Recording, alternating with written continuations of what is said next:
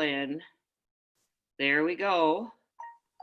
Here come the participants. Hello, participants. Welcome to the Beatty's fly tying. The participants don't all come in at the same time, so we're going to wait. Oh, from Mary Beth Norton. Mary Beth says hello. Well, we say hello to all those who have arrived. And by the way, we're up to, I'll just stop. And when it reaches 50, I'll wave. You know, okay, there you go. We're coming up on it, so we'll wave. Yeah. And so as people come in, if you're familiar, we used to do this a Zoom meeting where we could see you and hear you and interact. There's Corey Berrigan saying hello. Hi, Corey. Hey, Corey. Yeah, this is a webinar, so we all of your video and all of your mics are shut off. You'll be able to see Al's fly beautifully. He has a wonderful video setup, but if we need to slow down, if you accidentally cut your thread, we can wait for you. Winding around that hook, I do it every time.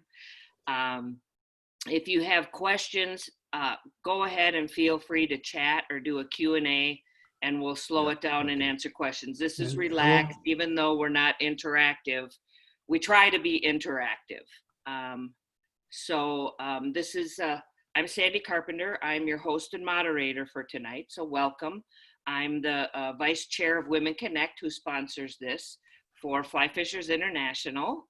And we thank Fly Fishers International for the ability to have these webinars and the support of the organization and the members. And so tonight is going to be a Wonder Wing Adams from their book Wonder Wings. You can get their books on Amazon, and we'll have a nice picture and a promotion that we can do. And Al and Gretchen are wonderful about giving little tips and tricks. So we have another tip and trick at the end. And so I will be moderating the chats. Oh, they're good evening from Idaho. What about the squirrel tail? Jane Rutherford says hello. So we just welcome everybody. And we'll go ahead and you ready to turn it over, Al and Gretchen? Sounds like a plan. And all right, let's do it. And hello to everyone. We've seen several hello messages, and glad to welcome you aboard. We see a few more are trickling in, so we'll take a moment. Tonight we're going to talk about the Wonder Wing. And just to give you a little bit of background, if you haven't already read it in the book, when we were in Europe at a fly fishing show in Holland, we met two fellows there by the name of Rien Simone Say and Wim Ter Haar. And they said, would you like to see our fly boxes and the flies that we use to fish over here? And they opened up these fly boxes and they had just row upon row upon row of dry flies with these gorgeous swept back wings. Well, we had this grand idea and we went home and copied their wings, and there was one little problem with the wing.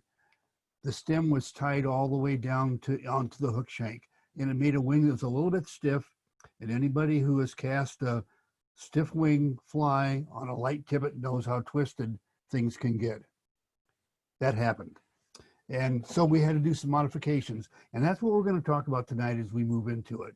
So are we ready to get started, Sandy? We sure are.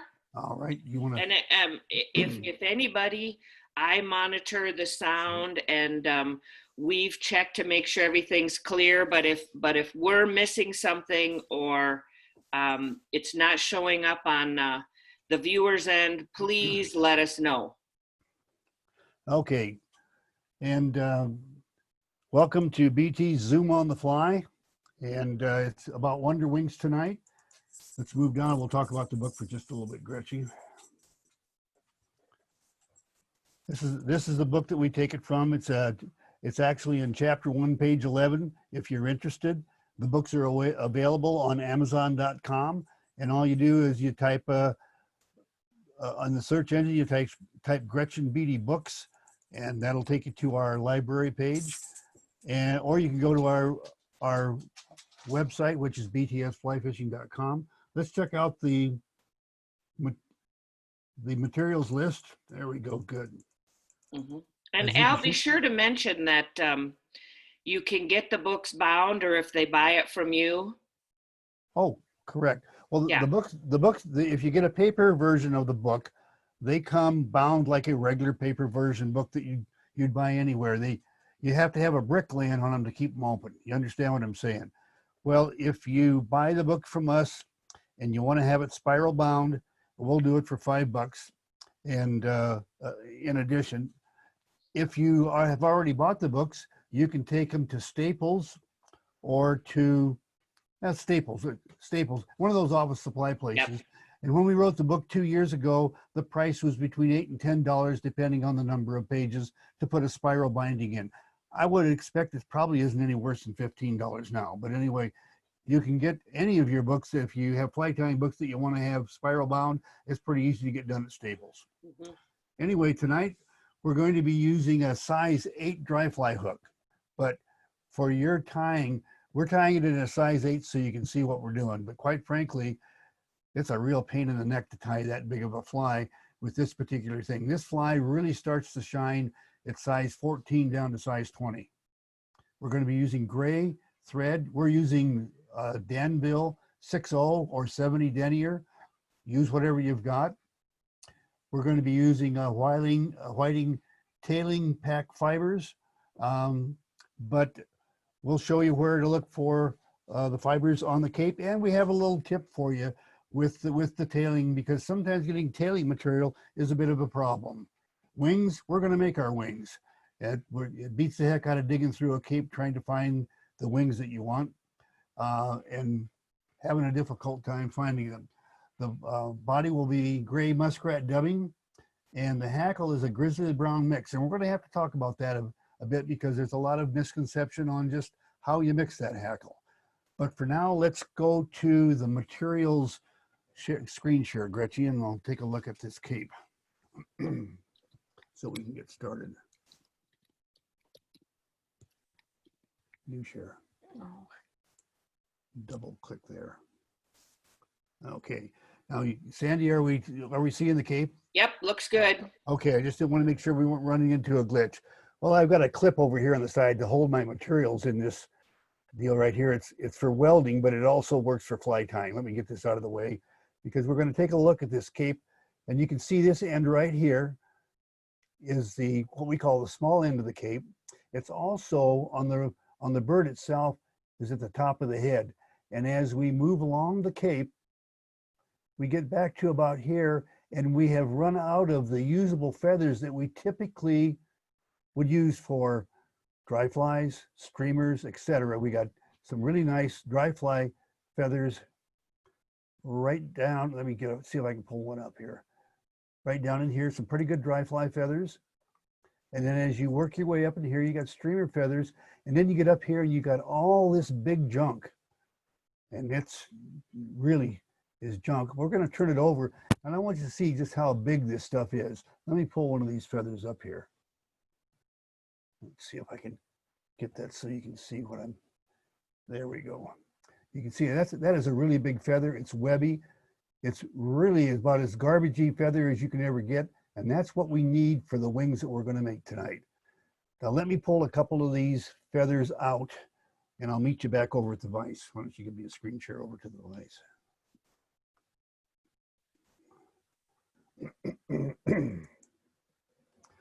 Okay, well, what you're looking at in the vise right now is what we call our focus fly.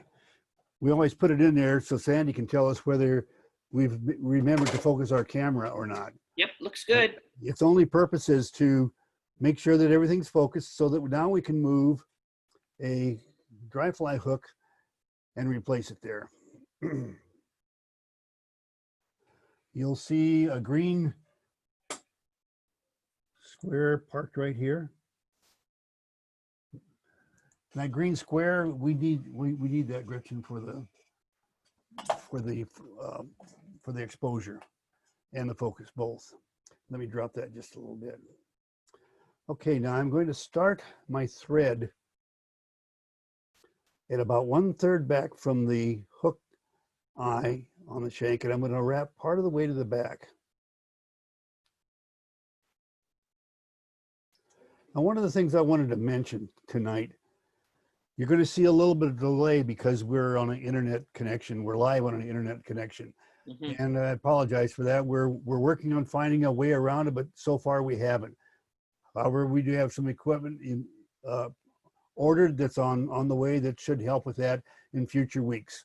If it's really bad on your end, this delay on a live hookup like that is a two-way deal, and make sure on your end that you are the only one using the internet, or live with the fact that it'll be pretty herky-jerky. So that means no Netflix or whatever. No, I'm not trying to tell anybody, because there could be some people not interested in fly tying that would be a little frustrated if they lost their Netflix movie. But you handle your home the way you see fit. But you see that I've wrapped back part of the way. Now, the hackle fiber tail is one kind of a tail that we do not put thread under it. No thread base. We only excuse me. We only wrap it right straight to the bare shank of the hook. Now I want you to notice that I have here a semi-brown whiting Pardo feather, and I am going to use it for the brown part of the tail on my Adams. I'm going to measure it for the complete length of the hook, of the complete hook, not the shank, but the complete hook. Hackle fiber tails are a little bit longer. Let me set this in place. Notice how I move things down on my side of the hook so that the thread torque will reposition the materials back up on top of the hook. Now, I want you to notice also that I still do not wrap all the way to the end of the hook shank.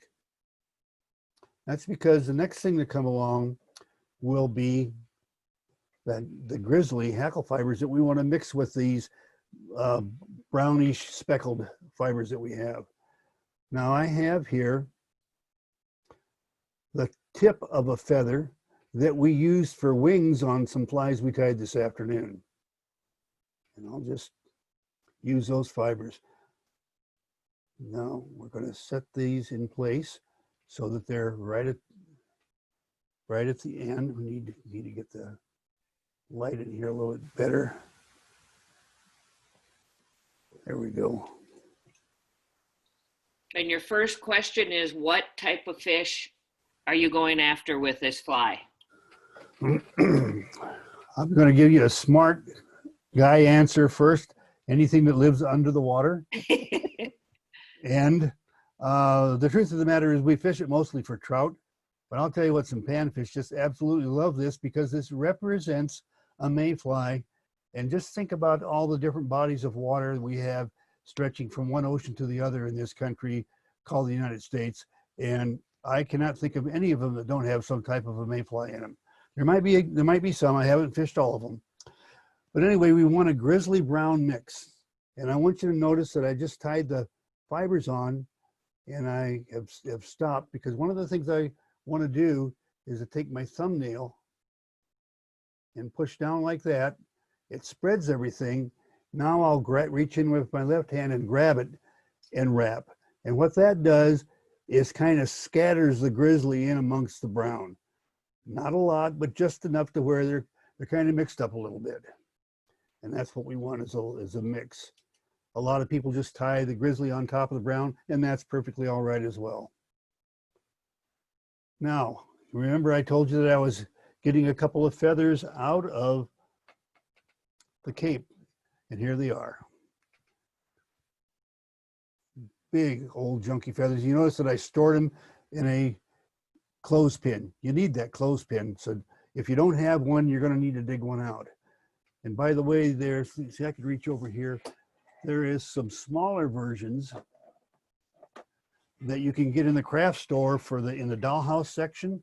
That's pretty nice too. So you can see that there's quite a difference in size between one and the other. But I've used the big ones all my life and they seem to work pretty good. So I'll set that down. And now we need to get rid of the worst part of the hackle and keep the part that we need. And what we want to do is take a good look at the stem. It gets real thin out here, and right about here, it starts to get really thick. And then it gets thicker as it gets back towards the base. Well, let me flip this over so I can hold those two feathers, and I'll just cut them off right there. So what you're doing is getting rid of the really heavy stem. Yeah, but I want you to notice something that's really important. See how webby and garbagey this stuff is right here? That's the stuff you want. When you get down here towards the tip, that's what I'm using for the tail. And if you try to make wings out of that, your wings have a really lousy profile. The profile is really narrow. And so when we were writing the book, we had a working title for the book until we got done, called Garbage Hackle Wings. Well, we decided that probably wasn't a good thing to put on the cover, so we went with the original name. But anyway, Wonder Wings. Remember I told you when we started that the originals that we saw, Down lower. oh, sorry, thank you, dear, were tied with the stem, fibers and all, to the hook shank like that. Makes a beautiful wing, but they're too stiff and they cause your fly to flip-flop in the air when you're casting, and they twist. Well, over the years, we went through a whole lot of different gyrations in figuring this out. But we finally figured out that if we could make a looped wing and tie it on, that it would have a nice profile, and yet it would not twist the leader. Well, we had to figure out what those proportions would be. And in time, we found out, you see right here, this area of stem that's got the swept back fibers, we want that length of stem to be equal to about half the length of the hook shank, no more than 2/3, but half works pretty good. So we're going to kind of just make a guesstimation right there. You can see what that is. So let me sweep these fibers back on that piece of stem.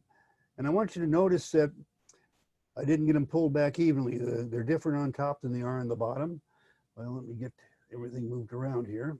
And that's what the bodkin is for. And the question is, do you have two feathers stacked? I have two feathers back to back, curved sides opposing each other. You can see them right there. I should have mentioned that. Thanks for the question. Mm-hmm. Thank you, Patty Bantam. So I am going to use the bodkin to pull away the ones on top that were, so we have an even division top and bottom. Now we know that the wing should be equal to the length of the hook shank. And here's the problem. If you try to tie those flimsy old fibers on, the twisting and tightening of the thread will cause them to twist over each other.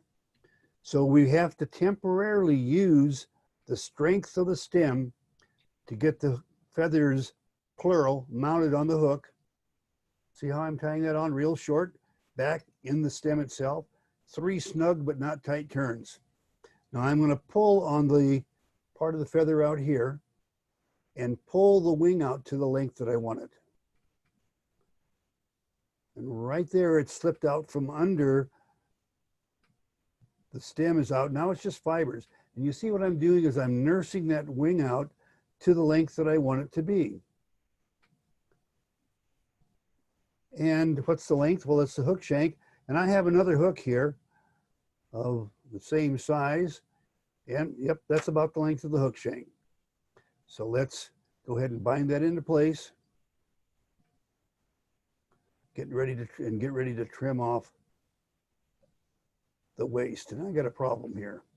It does happen from time to time, especially when you're tying a fly where the camera is sitting between you and the vise.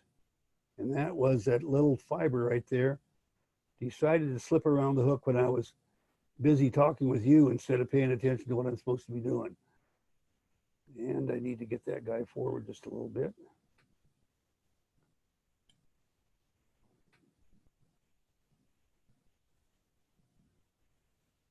Well, that gives everybody a chance to catch up.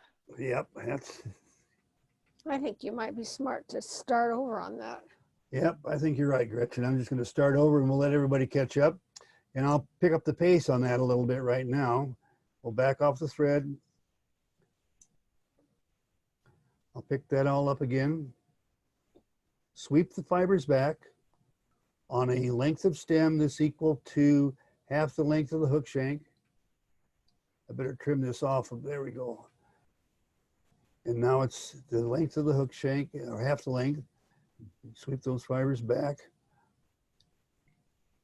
Now, instead of talking, I'm just going to go ahead and bind it down, pull it out the way it needs to be. 3 turns, pull it up to the length that it needs to be. Check the measurement for the wing length. Tighten up the thread turns. Okay, now slow down. Oh, what he did is he took after he did the 3 loose turns and pulled it out, he pulled on the thread to tighten it. And then he started moving the thread back a few wraps. Yeah, binding it back to the hook Binding it shank. back.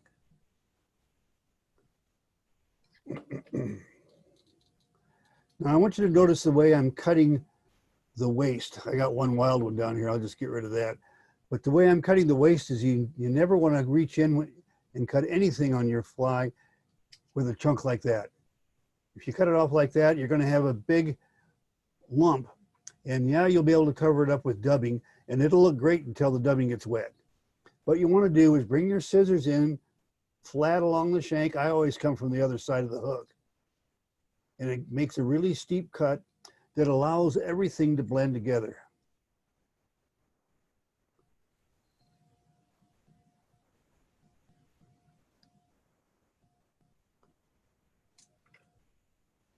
Now I got a couple of stray fibers I need to get rid of. And let some of you catch up as well as you're tying along with us. And okay, great. Now we'll come back forward. Just a comment, sometimes if you're tying a smaller fly, like a 14 or a whatever, or 16, sometimes the feather is the right size so that it can be the wing and the remaining can be the tail. But that's just doesn't happen all that often, particularly when you're doing a big one like this. And that's in the book, and it's called the Quick and Easy Wonder Wing or Wonder whatever. Wing, But yeah. anyway, it's where it's a really fast tie. You tie them down, pull them back, trim it off, and put on the body. Now I'm going to wrap a thread dam in front of those wings to force them to stand up. Now I'm going to pull the wings apart, and I'm going to get rid of this extra right here.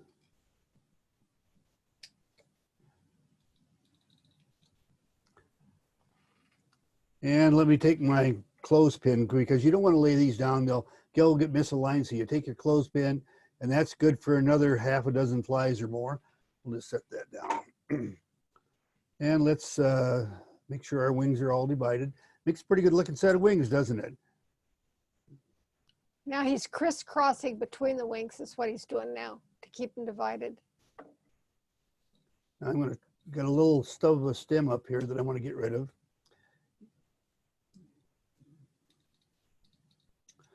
There we go.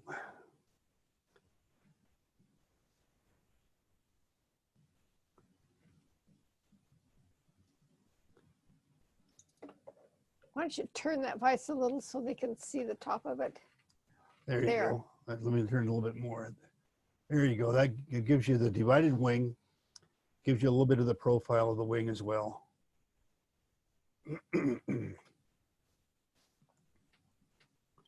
Okay, we'll let you all get caught up. And I need my hackle. I must say that is the coolest thing. I like that.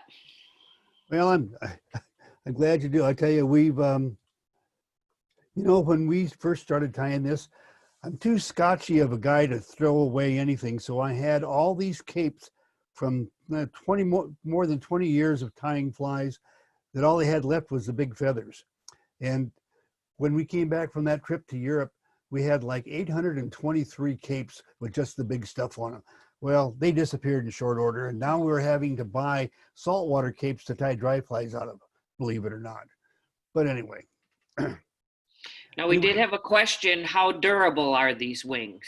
Well, we were just going to talk about that, and it was a very good question and perceptive of you.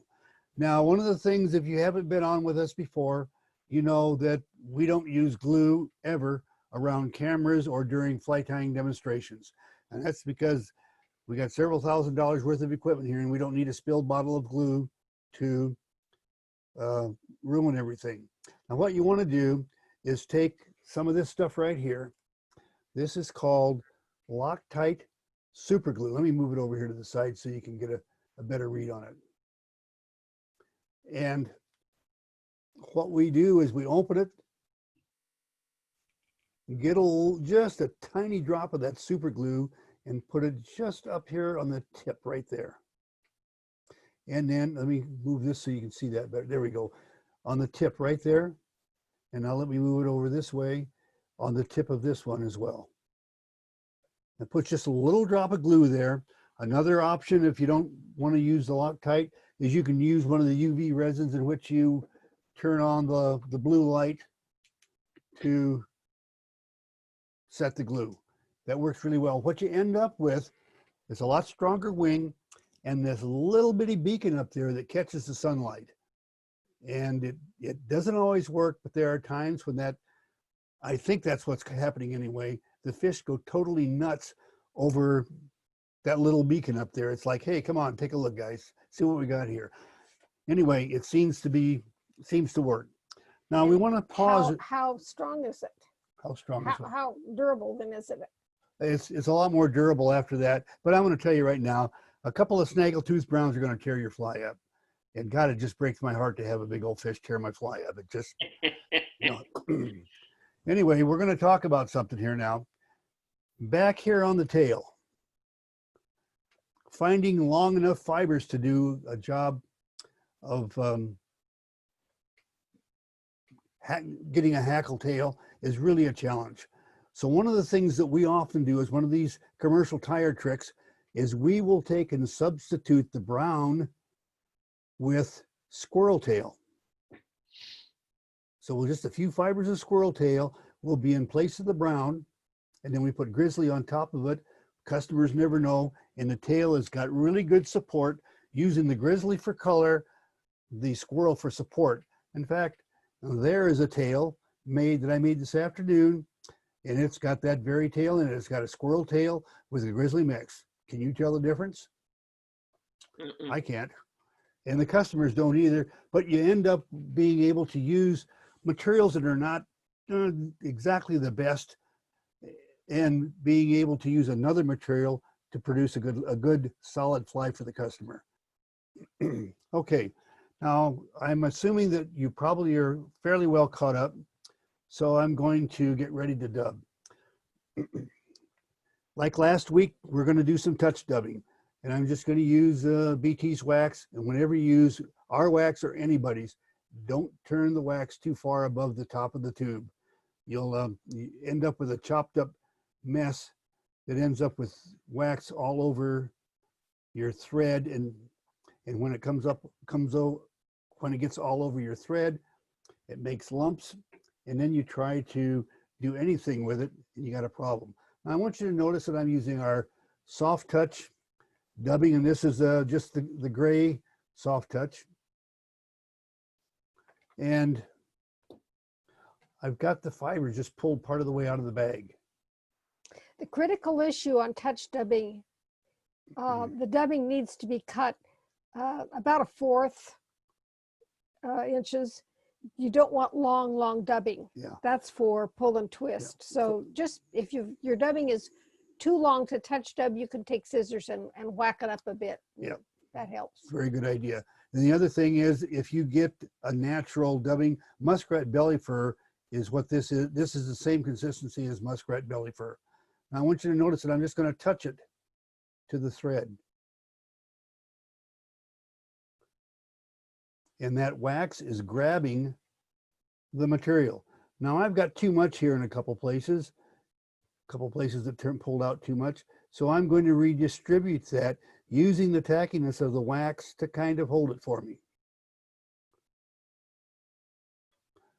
I'm going to twist in a clockwise direction because I am a right-handed tire, and that means I'm looking down from the top. Consider a clock that goes around like this, looking down. I'll twist in a direction that goes in the same direction as the clock. If you're left-handed, go the other way. If you're a backwards wrapper, go in the proper direction for the direction that you're wrapping. Basically, what we're saying is you need to be twisting in the same direction clockwise as what you wrap with. If you counterclockwise, it will come untwisted. Yeah, I was just getting ready to say, if you wrap your dub thread around the hook, you make 2 or 3 wraps, and all of a sudden you say, darn, that's coming loose. Well, I better fix that.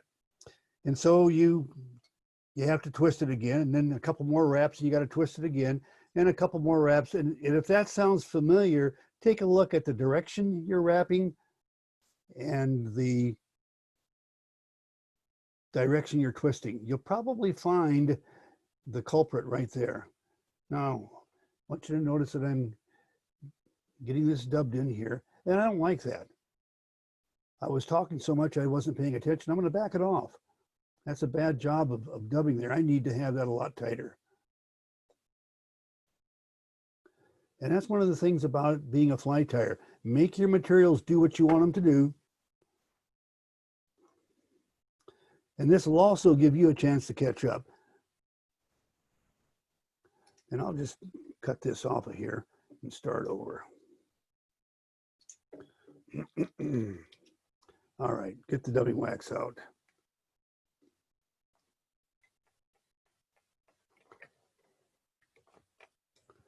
Okay, get the dubbing back up there. There we go.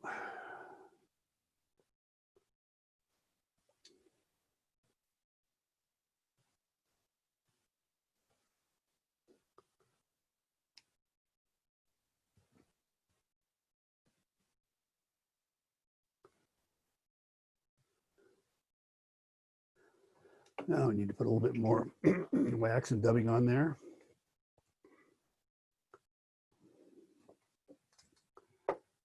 And just touch it to the thread again. And you offer 2 different waxes, right? We do. We have the tacky, which I'm using right now, and the super tacky. And the reason we have the super tacky is that Gary LaFontaine was a dear friend of ours. For those of you who didn't know who he was a pretty well-known fly fisher in the 80s and 90s, wrote several books, one of them on caddis flies. And anyway, we used to use a wax called Overton's Wonder Wax. It was really great stuff, but it went off the market. And we decided to learn how to make something to take its place. And Gretchen is the one that worked out the formula. And then so we sent a couple tubes to Gary to see what he thought of it. And he called and he says, God, this is some really great stuff, but could you make it about 15% stickier? And so we did. And that's super tacky. So super tacky is Gary and tacky is Al. Now I want you to notice that I've got 2 feathers here. I've got a grizzly and a brown.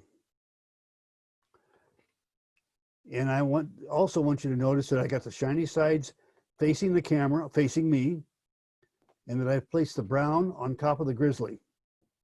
Because now we're going to talk about mixing grizzly and brown hackle. Because I'll get these tied into place first.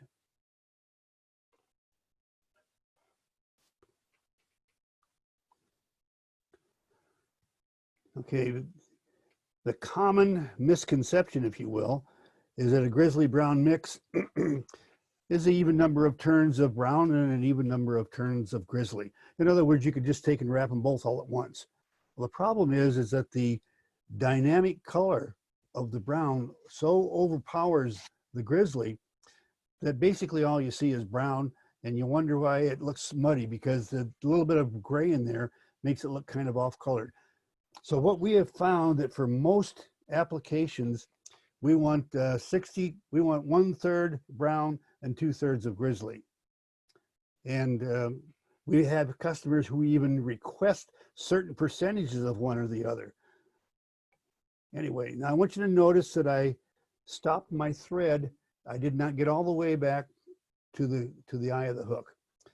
That we're going to talk about that later, but for right now, I'm just going to throw a quick half hitch in there to make sure that doesn't sneak forward when I'm doing other things and talking with all of you.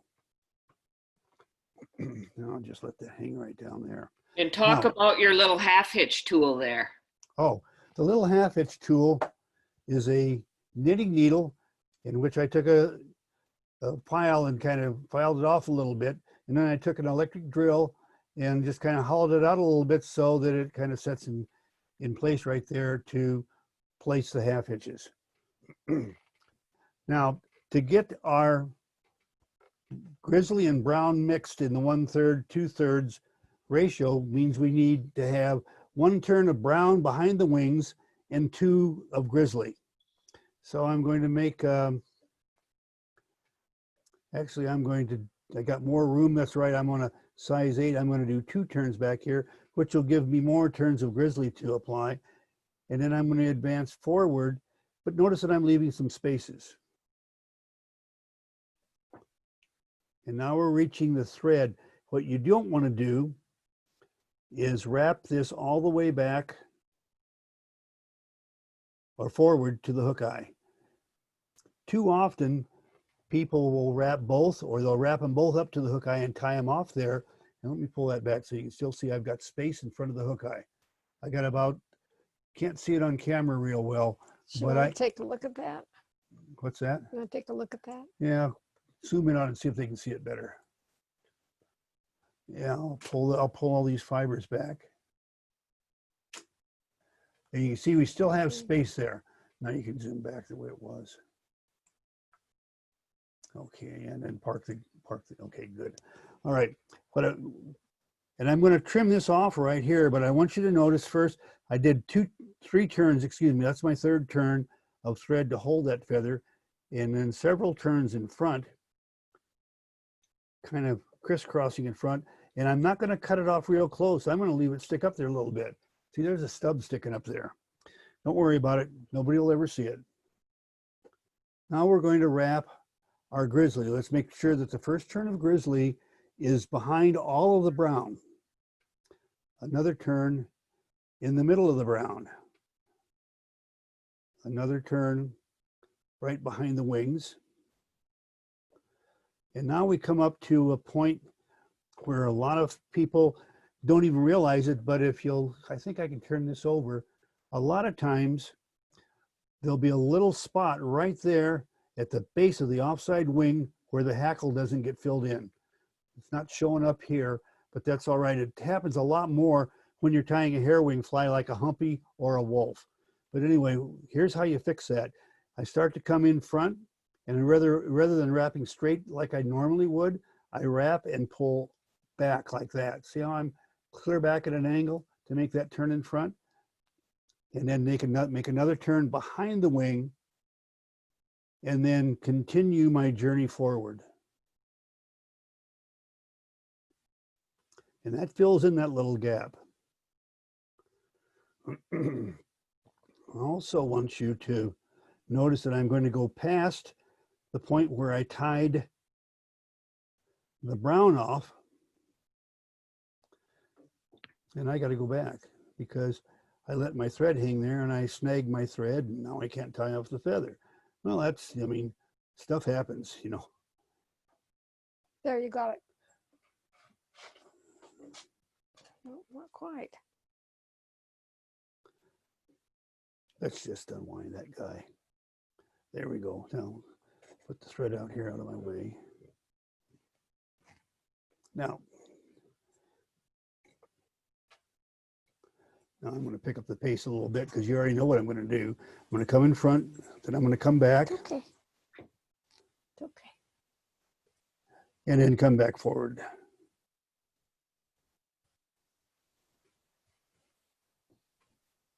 And I'm going to come in front of that tied off brown. And the only thing tied off at the hook eye is the grizzly. And I'll get a lot nicer, neater, smaller head by only tying off the one feather there. And that also sets us up for the next thing that we're going to talk about, which is good heads and bad heads. And then after that, it'll be good whip finishes and bad ones. But for right now, we've got that tied off right there at the eye. And I've tied it off with 2 turns of thread. Now, one of the things that we run into a lot when we're judging flies for the gold, silver, bronze is people get points marked down because they have fibers stuck in the head.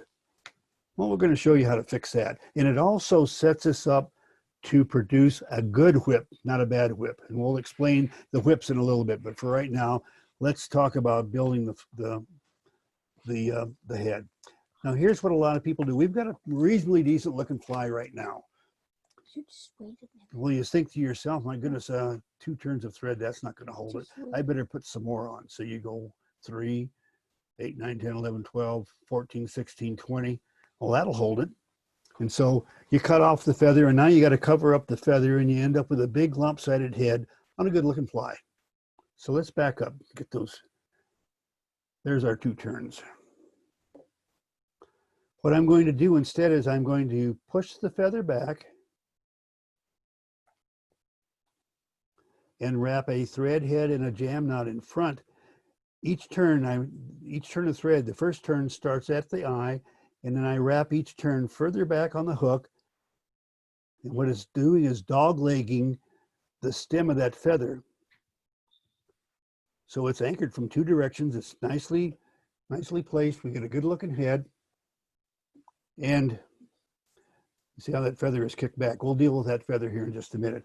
Right now, I'm going to slip 1/2 inch in there so I don't lose everything while I'm talking to you about good and bad whips and all that stuff. Okay, now, also notice that the thread is hanging back at the back of the eye. That's really important. And that's how you get a good whip finish. We're going to start, and I'll just go ahead and place the whip finish, and I'm going to take and do a short demonstration on how to do a good whip finish and how to do a bad one and how to fix them. Okay, I'm going to lay my tool in place, and the first turn of thread is back at the back of the head. The second turn of thread is a little bit forward. Each turn of thread, subsequent turn, gets closer to the hook eye. If I do it the other way, I'll show you in a minute how that produces a really bad whip finish.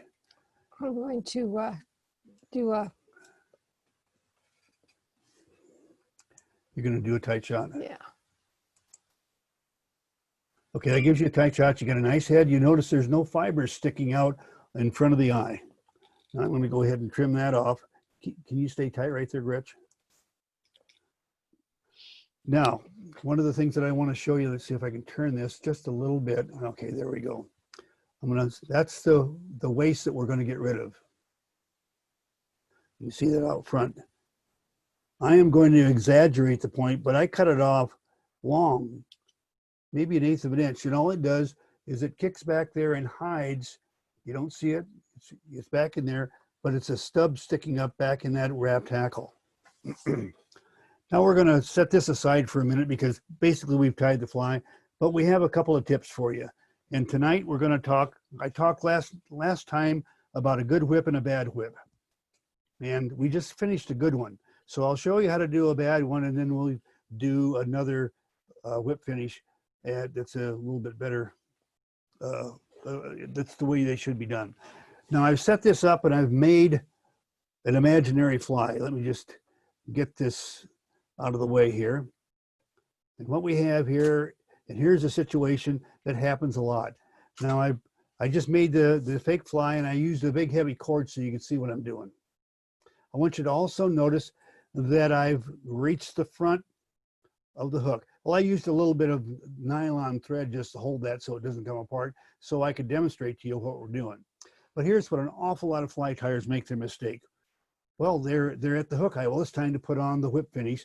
And so they start the whip finish right at the eye, and then each subsequent turn is behind the one in front of it until they end up back on the eye. And I'm going to do that right now.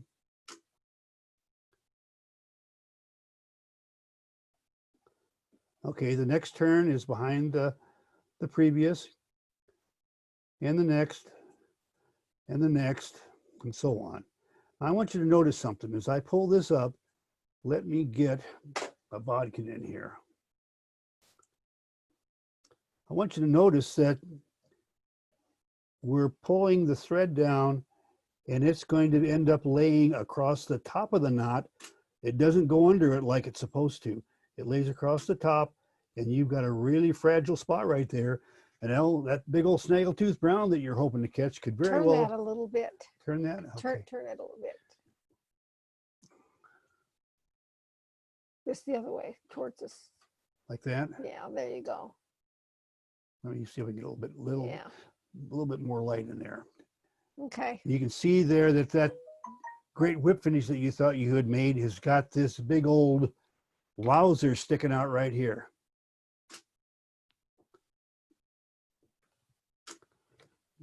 Get my light in here a little bit better. There we go. Yep. So what we're going to do now, let's back up and show you what happens with a different imaginary fly. I'll just set that one aside. And I'll get another one that's prepared. It looks just like it, except we tied it off so that it's back at the back side of the head. You see there, it's at the back side. Well, I'm going to use a tool this time. And I want you to notice that the first turn is back at the back of the head. The next turn, forward, forward, forward, and one more. And now we're going to pull it through. And I want you to notice that all of the turns go under the 4 turns that I placed, and you've got a good whip. So we'll set that aside. Now we got one last thing to do. I think that's the last thing. And we need to talk about hair. And not because we're going to be dealing with hair tonight, but we're going to be tying a hair wing fly on the 5th class. It's going to be a gray wolf. And I guarantee you, hair wing flies are simple to tie when you have the right hair, and they're absolutely a nightmare when you don't have the right hair. Gretchen, would you click me over to the materials workstation, and let's take a look at the hair for a minute. Just double click on that. There you go. Got it. Okay, right now, let me get rid of my grizzly cape that was there. I'll set that down, and let me set this piece of hair up here. This is a piece of whitetail, and you'll notice that on the right-hand side, it's a different color than it is on the left-hand side. That's because it's taken from the side of the animal. On the left-hand side, it's up close to the backbone, and in fact, you can almost see the flank area on the right-hand side there, where it's got the curves and all that stuff. Well, right in here, you got hair fibers that are nice and hollow, that indicated by the light gray color, all the way almost to the tip, and then you get a little tan band out here. You can probably see it best right in here. And that's really hollow hair, and that's not worth a darn for wings and tails and humpies and wolves. Incredibly good though if you're tying muddlers, but those are 2 different flies, and we're going to be tying a wolf. Now I want you to notice as we move over here that we start to pick up a darker band, and the band actually gets darker and darker as we move along here. I'm going to move over to the other vise now so that we can take a closer look to that at that part. If you'll click back on the vise, Gretchen, I'll take this over there. Okay, great. Let's get some light on the subject.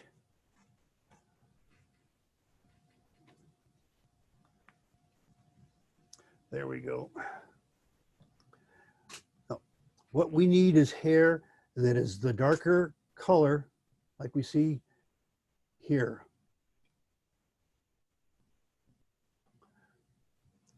You're looking for the dark gray, and you'll notice on this hair, the only light gray is right down at the base. Dark gray up in here. Well, I'm going to lay this aside. This is a piece of whitetail deer. It's the same thing for all the other deer families, but I'm going to be honest with you, we do not buy anything but whitetail. And why would that be? Well, we're commercial tires, and we want the flies that we delivered to Joe in upstate New York 10 years ago to look identical to the ones we sent last week. So we always get white-tailed deer and always check the hides for the same kind of markings. And we're looking at this right now. I'm going to grab another piece over here. So if you're going to go out and buy hair for the class that we're going to do on the 5th week, you want hair, you get a patch of hair that looks like this. You see, there's a lot of dark in this. It's got some bad hair. The curve right here, that's kind of bad. We'll show you how to deal with that when we get into the class on the 5th week. But the thing is, you want hair that is as dark as you can get it in this area under the tips. You can see we got some light gray down here at the very base, but we have the dark color throughout the hair fiber. And then it's especially, let me see if I can pull it up here so you can see. You can see that we've got the fibers that stick up there. And in this area right here, that's the part that's going to get tied to the hook. And that's still dark enough not to flare too much. However, if you get down into this stuff, that's going to flare like crazy because it's a really light color. Light color, flare, dark color, not so much flare.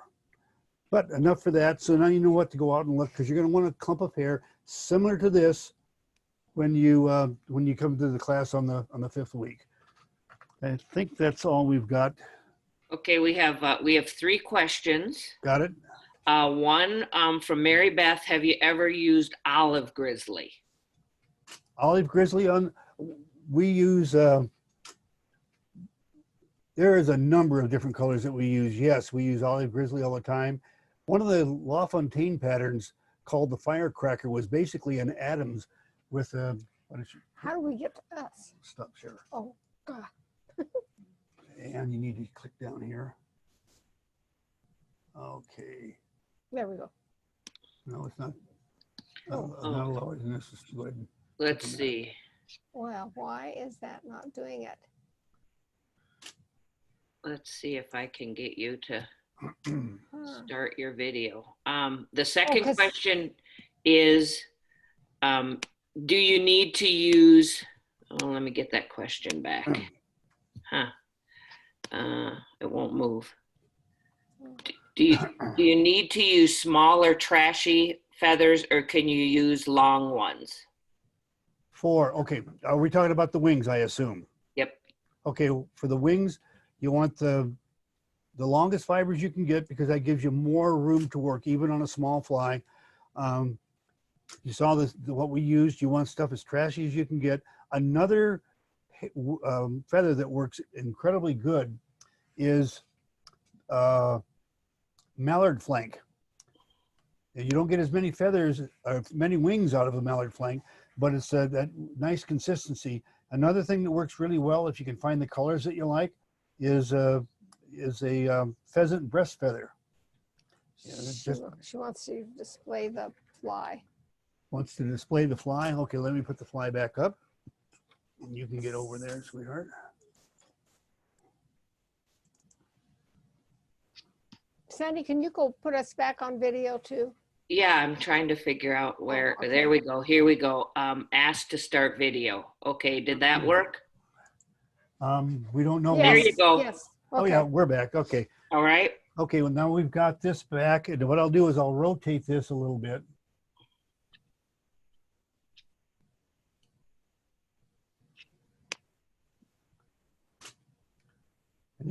And I want you to notice as we turn that the grizzly brown mix actually looks like a grizzly brown mix.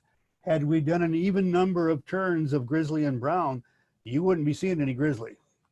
But anyway, now, oh, I know there's one other thing I wanted to talk about. Next week, we're going to start weaving. And that's what you wanted me to yeah, remind you. that's- That was what I forgot to remind you of. well, I just happened to see the fly. But anyway, this is the fly we're going to tie next week. And it's going to have an overhand. Let me get this fly out of the way. Let's put this guy in the vise. Then I want you to notice that it's got the typical overhand knot weave. A lot of people know how to tie that and have used it. But did you know that there's 3 ways to apply that and make it look different in each one of them? This is the first. That's the overhand knot. give me a wide shot, would you please? There we go. Now here is the same weave executed just a little bit differently. It gives us stripes on the top and checkerboard on the bottom. We'll show you how to do that next week. There's a third way to do it. You got to tune in to get to that. And that's it for tonight, folks. Okay, we have, do you ever use more than one whip finish? Yes. On if we whip finish on the post of a parachute, we do 2. Otherwise, we do usually a 4-turn whip, and that's it. And we have, is hackle the same length as wing? The hackle is 1 1/2 times the gap of the hook, and the wing is the length of the shank. And if you use a driller, you're going to find probably the wings are supposed to be just a tiny bit longer. I probably screwed my wings up a little bit tonight, but you can also make the hackle pretty close to the length of the shank, and you're going to be within fishing distance anyway. Okay, and we have a suggestion. When you're pointing with your finger over the camera, Bruce Parsons suggested use a fine pointed object. Oh, okay. Like I'll point right now, and then he can say if that's what he, like this tweezers. Yeah, or there you That's go. very good suggestion, Bruce. Thank you. And those are the weaves that we're talking about. Mm-hmm. Yeah, that's great. All right. That's what we'll use in the future. Yeah, we're only going to keep getting better, I'm telling you. Yeah, that's, yeah. When interestingly enough for everybody, I know this Zoom stuff is probably new to all of you because of the way things have been here in the country and everybody locked down and everything. But 6 weeks ago, I thought Zoom was a type of lens you put on your camera. Yes. So we've come a ways, but we still got a ways to go yet. And I had a question. We are recording these sessions. Give Rhonda a couple days to upload them, but they're on flyfishersinternational.org. If you go in, there's an archive. We actually have the previous ones that the Beatty's tied for us. And also we've had several other tires sponsored by Women Connect. Those are on there. So yes, these are recorded. And we're recording it here ourselves on our computer just because we wanted to see if the record function works. I have no idea if it works or not, but I got a little icon in the upper left corner of my screen saying recording and a little flashing red light. So I guess it's happening somewhere. I'll find out tomorrow when I download it. And I forgot to write down next week's fly. Next week's fly is the woven body carry. That's the one we showed you just a little bit ago with the woven body. And then the next week after that is another woven body fly, but a different kind of a weave. But anyway, next week you'll learn 3 weaves on a fly weave that we'll call the woven body carry special. Oh, and somebody likes my earrings. From Brazil, from the Amazon. Nice fish, nice fish earrings. Yeah. All right. Well, thank you, everybody. I think the rest of the comments are thank you, and people are appreciating it. Okay, good. And same time next week, 6:30. All right. All right. Signing up. We'll get the materials out to them. Okay. Yeah, and we'll post the materials on Facebook, FFI Women Connect. We posted on FFI Women Connect Instagram. We posted on FFI, and if you want to send your group, I also post it to any groups that are interested in having it posted on their Facebook page. So you can reach us at Fly Fishers International Women Connect. Great. All right, let's see. Good night, everybody. Good night.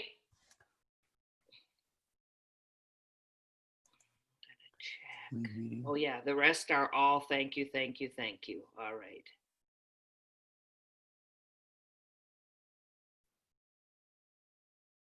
Oh good, we like the tweezers. Thanks, Bruce.